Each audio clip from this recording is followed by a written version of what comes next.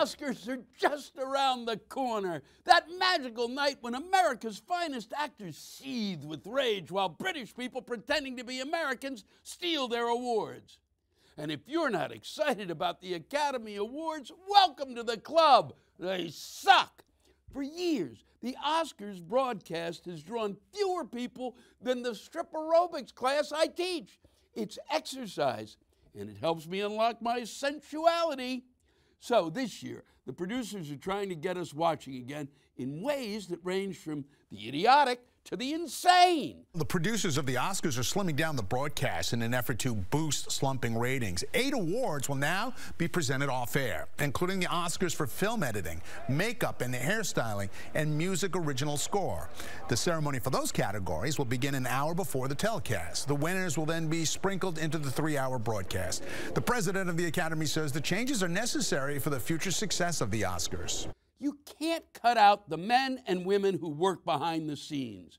Without them on stage, the Oscars are just awards for Hollywood's greatest sex criminals. How sad is it that the Academy has decided that the reason people don't want to watch its award show is that there are too many awards? Recognizing excellence through awards is the whole point. Without that, the Oscars are totally meaningless. Also, with that, the Oscars are totally meaningless. It's especially unfair not to broadcast the makeup and hairstyle Oscars. Those people are the backbone of our industry. I have a whole team of people working hours to make me this beautiful. Now, if people simply don't care about the little awards, then sure, cutting them will make the show more appealing. The problem is nobody cares about the big awards either, because they keep nominating movies nobody has seen. Okay. I did see The Power of the Dog, but only because they tricked me into thinking it was a superhero movie. If the dog doesn't fly, that's not a power. So now the Academy has a real problem. Sure, they could just nominate movies ordinary people like, but that wouldn't be a good idea either, because ordinary people are morons who only like dumb movies that don't deserve nominations. So instead, they've come up with the perfect way to pander to fans, while also insulting our intelligence. And the Motion Picture Academy is looking to get film fans involved. The Hollywood Reporter says this year, folks on Twitter get to vote on their favorite movies of last year using the hashtag #OscarsFanFavorite. Can be any title, so you're not limited just to this year's nominated pictures.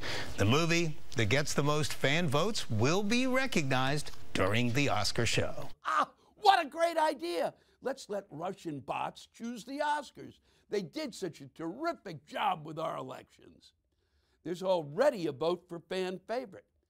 It's called buying a ticket, asshole! If the Oscars are so desperate for viewers, there are better ways to get eyeballs than cutting categories or polling Twitter. How about a halftime show? It works for the Super Bowl. Also, how about making the stars smash their heads together until they get brain damage? It works for the Super Bowl. But really, we all know what makes the Oscars such a drag. Those interminable speeches, and clearly playing people off with music doesn't do jack shit. And that's why I've come up with a way to guarantee the winners don't wear out their welcome. All right, everyone, let's keep it short. My bus transfer expires in 15 minutes, and I intend to use it. Thank you to the Academy. Our heroes unite us, the best among us who inspire us to find the best in ourselves. When they unite us. When we look to our heroes, we agree. Yeah, we all agree your speech has gone on long enough. Save the rest for your diary, Bridget Jones.